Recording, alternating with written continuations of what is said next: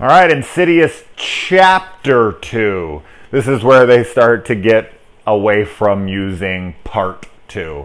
I like those little, like, Chapter 2 now. We have so many of those going on, or Guardians of the Galaxy Volume 2. Like, a lot of people are trying to get away from this whole Part 2 type thing. And then later in the series, they start getting away from numbers at all because they don't want people to, like, think these ideas have been recycled too much, so they'll throw in the last key instead of chapter 4, which is fine. I like chapter. I think that's a really cool way to do this. But anyway, let's move on to this movie. Jocelyn Donahue, it's so cool to always see her. I love her from House of the Devil, one of my favorite films, one of my favorite horror movies ever. So to see her in something bigger like this is just awesome. I wish she was in more stuff. This starts back in the 70s. Obviously, we're talking about spoilers here. Spoilers. Moving on. We start back in the 70s with, seeing Josh meeting Elise. And the voiceover work here is excellent. Like, I love that. I love that they used Lin Shane's voice for this, younger version of her. It gives such a realism to her. Like, you're instantly like, oh, that's Elise. Like, your brain just, because you hear it and you just start to connect that together. And I loved that they used that instead of just having her being like, I'm Elise. And you're like, you don't sound anything like Elise. You don't look much like her. But when you hear that voice and it's connected, you like immediately connect it. Like, oh yeah, that is Elise. That's cool.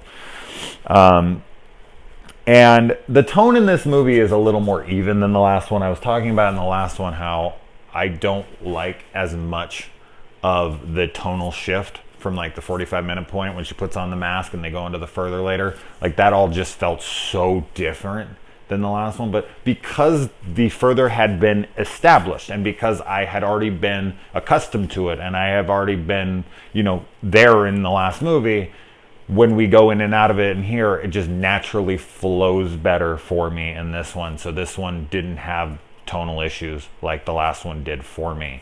And that's probably because of 1. I don't know if I had watched 2 by itself, if the further would have bothered me as much as it did in my first viewing of Insidious. As I said now, I don't mind it as much watching the first Insidious as I did back when I watched it the first time, but had I watched the second one first, which I would never, ever, ever do. I don't watch movies out of order.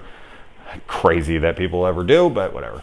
I don't know. I can't say. I mean, obviously I don't live in a fucking alternate reality where I can tell you that, but I think this one's tone is better anyway. But that's just my 2 cents on it. And then we move to, like, just right after. Like, we find out what happened. Like, he puts his, at the end of the first one, he puts his hand on his shoulder. I'm here.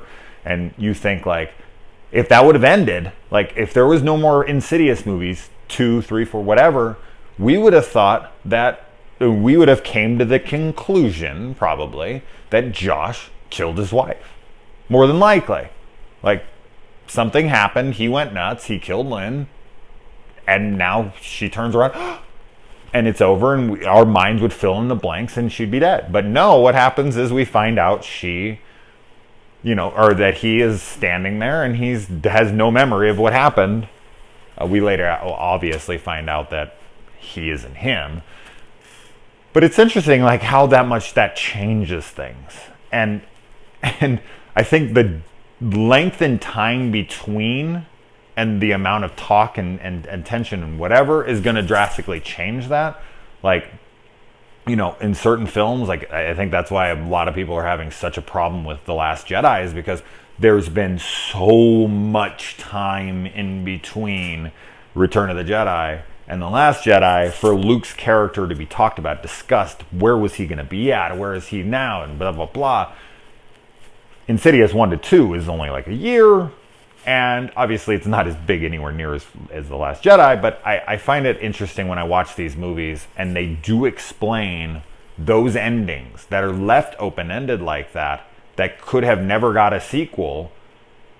And it changes that. Like, it takes whatever you thought away and it gives you the definitive answer, and whether you like it or not, that's what it is. And you can choose to ignore that movie, obviously, but when you see it, it's always kind of like, huh, like it takes you a second, like, shit, for the last year, okay. And some people are just reject it, like, that's not what I envisioned, and fuck these guys. And I'm not like that at all. I'm like open to shit. I'm just like, oh, okay. That's the way he took it. I thought, okay, that's cool.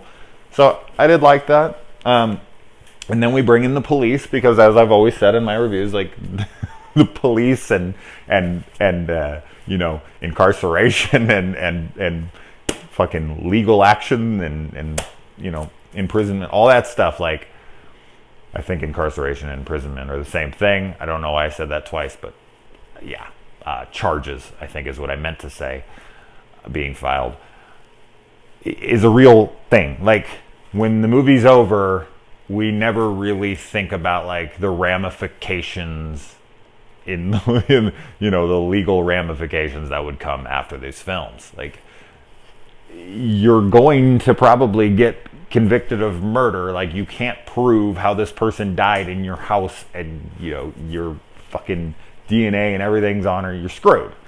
So I like that the cops come in and they see that, you know, her next and they're investigating if it's the husband, and then we find out it's that the handprints don't match. So that's an interesting spin.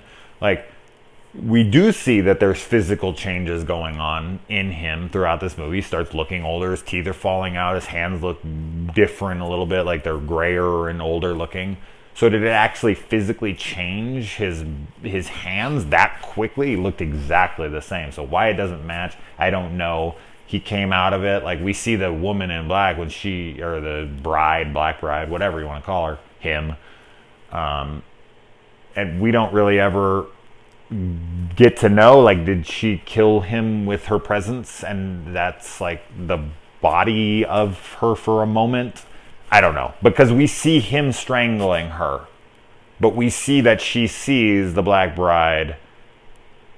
It's weird. I don't know. That doesn't make any sense, but it doesn't matter. I just thought it was an interesting little thing.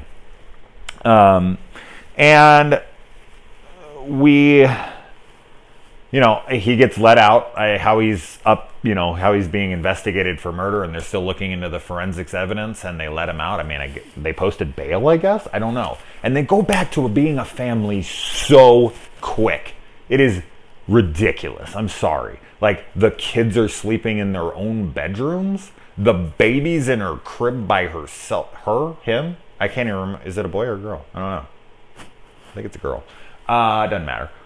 But the baby is in the crib by itself, and they're just going to go back in their room. This just happened. This is the night they got back from the fucking police department.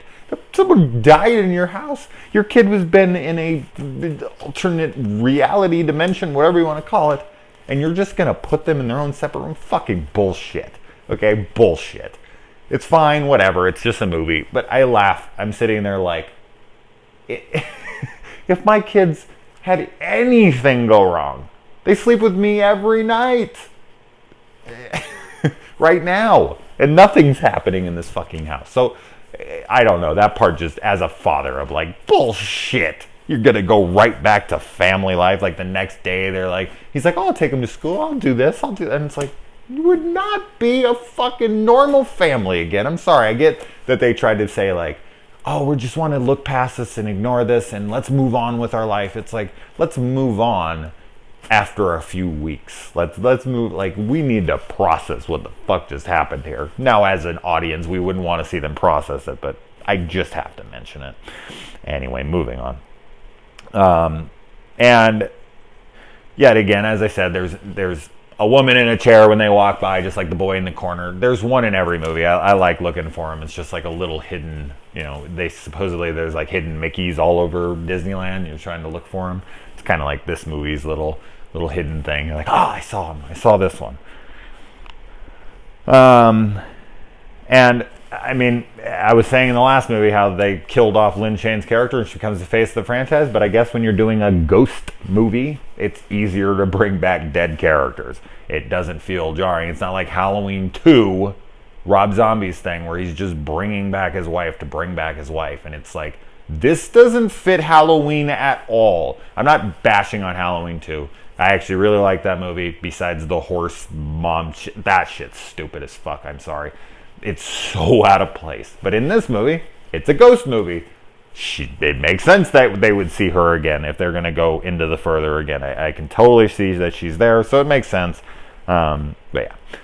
The whole dice thing where he rolls the dice and they have it's a really cool idea, and it looks really good. Like, it's an effective technique and gag, whatever. It's a little ridiculous because, like, how many letters could possibly be in the thing to spell out, like, longer type words?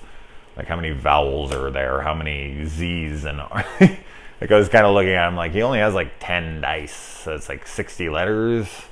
Maybe he has like 15, but they're like 6-sided, so like, you're not talking that many letters, really. The alphabet is 26 letters long. Wait, would you have like 4 E's and like 1 Z? I guess. But what if she needs to spell? Doesn't matter. I was looking at it, I was like, yeah, that's effectively cool, but is it practical?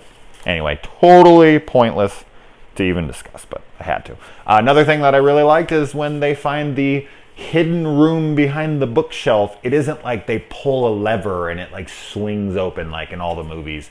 Like, they have to physically pick the bookshelf up and walk it away and move it across the room. Like, that was, I don't know. For me, it was just kind of like, oh, thank God there's not like a little or there's like one book or like they're always in those movies for some reason. It's always in like the most dumb places. It's like a candle holder or something and they just pull it and it's like, somebody's going to eventually do that. That's not a very well hidden thing. Or it's like a button on top of a statue in the room. It's like, someone's gonna find that eventually. Accidentally, they're gonna find that. So I just like that.